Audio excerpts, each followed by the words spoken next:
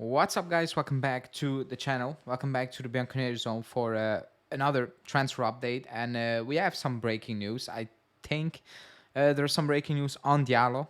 We have some Huijsen news, which is very interesting because there were a lot of worries when he joined Roma, or a lot of question marks, should I say. We have an update on McKennie and Felipe Anderson as well. Because he remains a player the club is very interested in. And I will try to explain why I believe that is. Before we get into the video, as always, I will set a goal for this year because it's working. And thanks everybody for participating in it. Let's set this like goal for at least 75. So hit that like button now. I really appreciate it if you do that. It's one click. And let's get straight into what is a very interesting daily news show.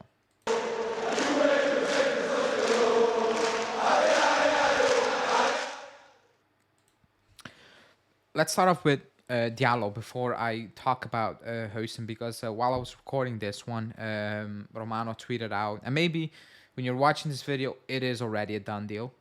It's very close. It's very close to being a done deal. This is Romeo's news, and it's kind of in line what everybody is saying. So the agreement between Juve and Lille for Djalo is the fixed part of the deal will be just over 3 million, let's say 3.5 million. And then they will also have a 10% on the future sales. So if we sell them for 100 million, they will get 10 million euros at the end. So that's the deal. The issue remained the fact that he agreed with Inter to join them on a free transfer.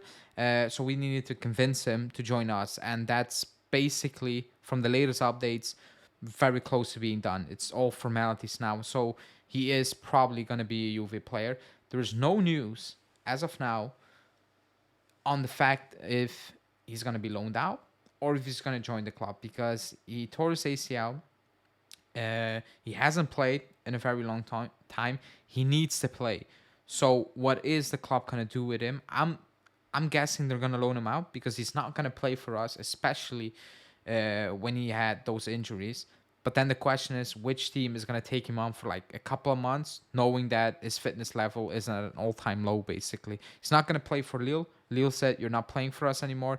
So which team is going to take him on for 6 months and say, yeah, just play here for a couple of months, then you're gone. And the fact that of the matter, like the big point that your fitness level is terrible, basically, at this moment in time, it's not helping that. So no news on that. We will see. We'll probably hear some more details on that. I'm assuming he will just join and train with the team. That's just the feeling I have as of now, because there's actually no links with an actual team that wants to bring him in on loan for the next couple of months. But that can change really quickly. So gonna be honest, I've not watched Djalo. I've not watched Lille play with Djalo on the team. I've watched clips. I've read some stuff. Can play across the field.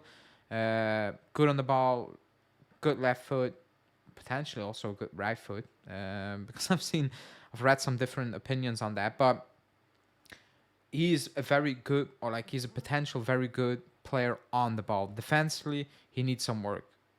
I've seen people, say maybe he's not good enough.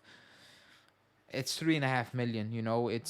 It's low risk. It's basically Alexandro out of the door. You bring in a cheaper option in for rotation, and if he turns out to be good, fine. If he turns out to be not good enough, it's 3.5 million. You took a very low risk here, so I'm okay with it. If that means in the summer we will address the big issues and actually try to invest in this team in a better way. So that's the deal. Could be done while you're watching this video. Could be a done deal. If so, I will do another video on it. But as of now, it's very, very close to being done. Now to the title of the show. And Huijsen comeback. Not now. And it's not clickbait, because when I talked about Huijsen, a lot of people had concerns that maybe he's not coming back. Maybe he's doing well at Roma. He looks at the club and it's like so many options there. Now even with Djalo coming in, maybe I'm not going to play, basically. And maybe, you know what, I like what I have at Roma. And maybe I will push them to move me on, whatever. That was the concern. So that's why I'm saying comeback, because his father spoke and he kind of brushed that aside, basically. He said, and he said that to Mirko de Natale. He said the goal of this loan is to ensure him more playing time since he hasn't secured it at Juve. Dean will undoubtedly return with more experience, allowing him to compete for a spot in the squad. He also added the agreement with Juve for letting him go to Roma was that he will sign an extension until 28. So we will sign a 1 year extra on the deal, which is also good news. He he played 45 minutes against Atalanta, and he was there for, I don't know, 48 hours, and he was brilliant. He was what a lot of us saw at the under 23s, not at the highest level because we only saw him for like 50 minutes, 18 minutes against Milan, and even there he looked good. Different game, winning 10 man. I get it. He's very good on the ball. It's actually ridiculous how good he's on the ball. He reads the game very well. He's not a physical defender. He can get in there. However, he reads the game very well, and he's very good on the ball. You know, and he had a brilliant debut for Roma, which is good for him, which is good for us. It's good that his father comes out and says, you know, he's just for playing time. He will come back to this. That's the place he wants to be. That's where he wants to break into the first team and get that starting position.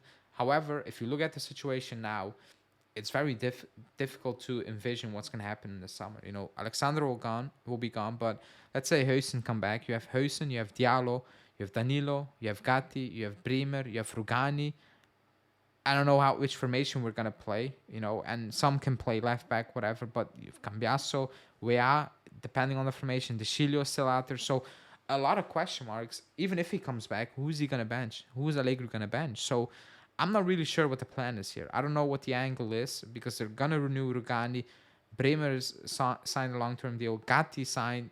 Danilo signed. You know, it's Djalo is about to sign. So it's very interesting what's gonna happen actually, and I cannot predict what's gonna happen.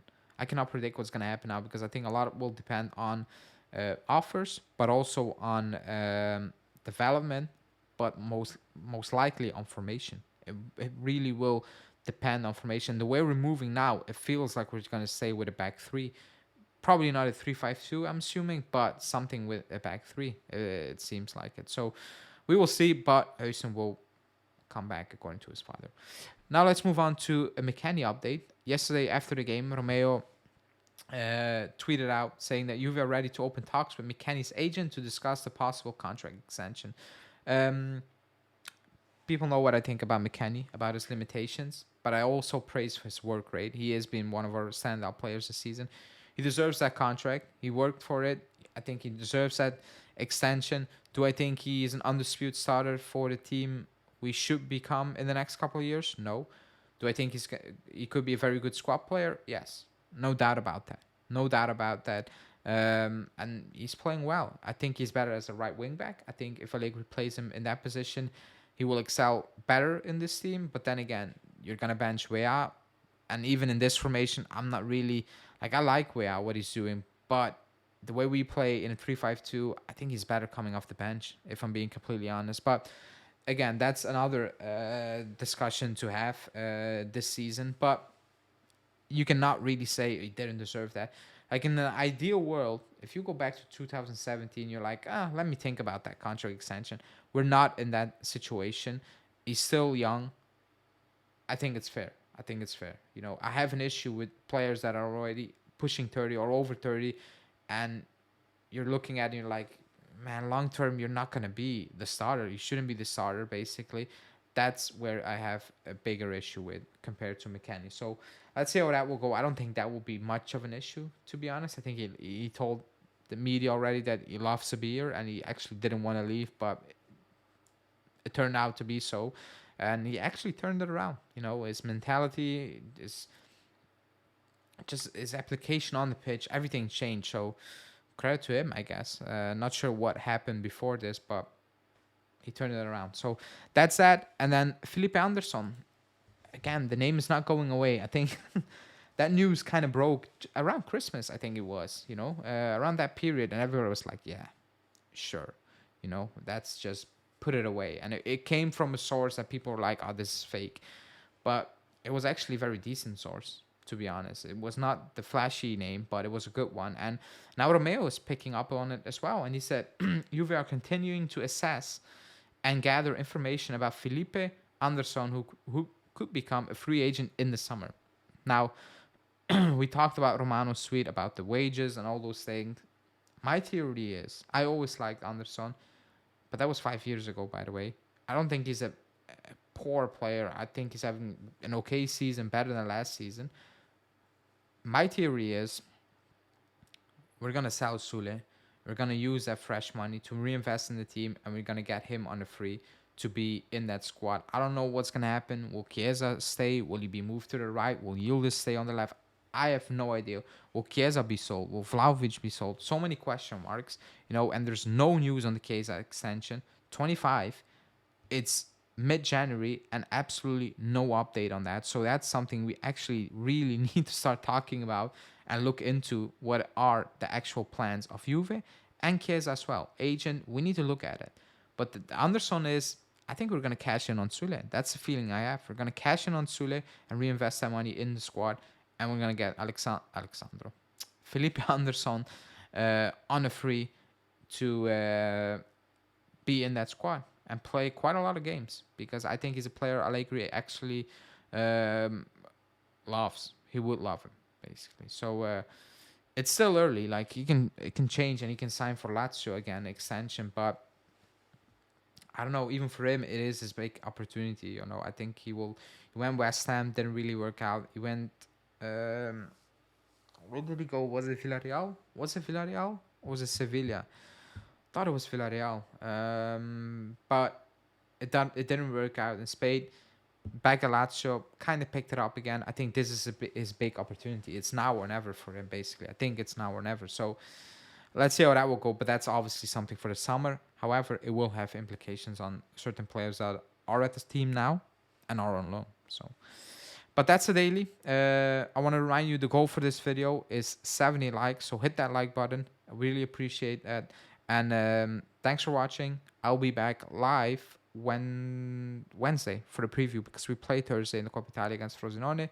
So stay tuned for that, and see you guys. Ciao.